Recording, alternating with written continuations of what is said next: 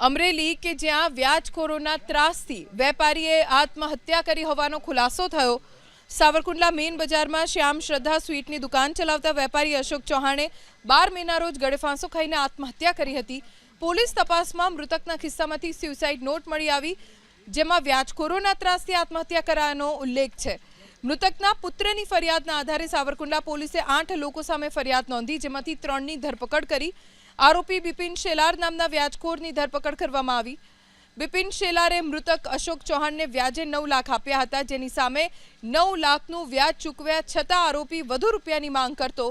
बिपिन शेलारे मृतक पासेथी कोरा चेक पण लई लीधा होवानो फरियादमां उल्लेख छे।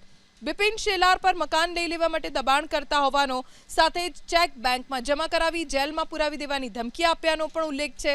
हाल तो आत्महत्याना केसमां सावरकुंडला पोलीसे 8 માંથી 4 आरोपीओने झड़प्या छे।